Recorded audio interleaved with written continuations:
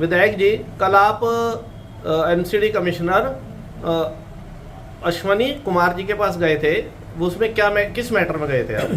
कल गांधीनगर के resident welfare association और मार्केट एसोसिएशन और प्रबुद्ध लोगों का एक प्रतिनिधि मंडल दिल्ली नगर निगम के आयुक्त श्री अश्विनी कुमार जी से उनके कार्यालय में मिला।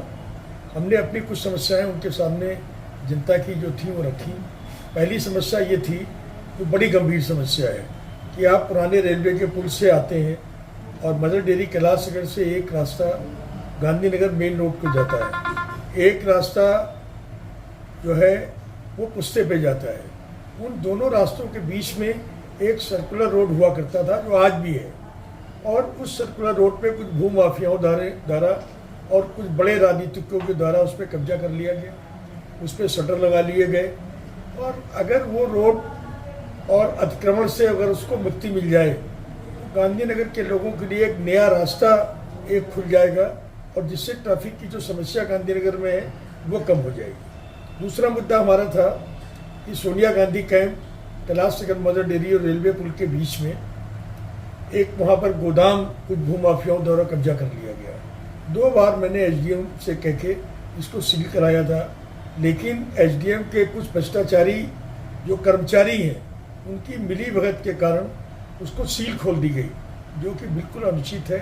और हमने माननीय कमिश्नर साहब से बोला है कि अगर वो जगह खाली हो जाए सरकारी जगह, तो मैं समझता हूँ एक मल्टी लेवल पार्किंग गांधीनगर के व्यापारियों के लिए वहाँ पर बन सकती है। तीसरा मुद्दा हमारा था कि कांतिनगर में हमने दिल्ली की पहली पॉलो क्लिनिक बनवाई।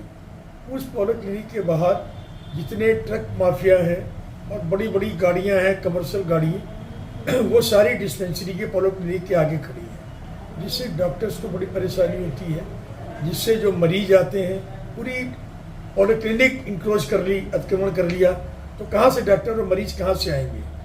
और दूसरा ये है कि वृद्धा आश्रम हमारा दिल्ली में 10 साल में पहला वृद्धा आश्रम सरोजनी नगर के बाद हमने कांतिनगर में बनवाया।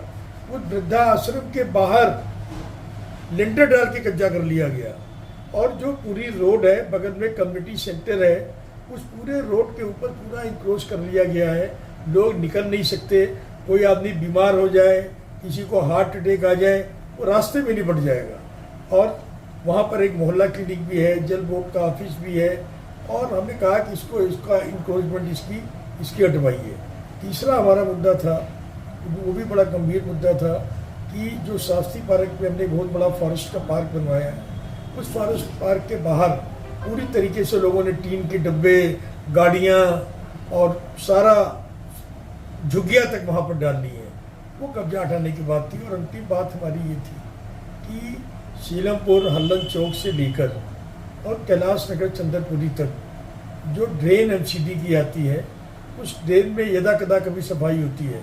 जब हम लोग जनता को लेके संघर्ष करने की बात करते हैं तब तो ड्रेन की सफाई हो जाती है, और नहीं उसके बाद नहीं होती है। तो मेरा माननीय कमिश्नर साहब से ये कहना था अश्विनी जी से कि ड्रेन की समस्या का परमानेंट सलूशन होना चाहिए, और परमानेंट जो है इसकी ड्रेन की सफाई वो होनी चाहिए।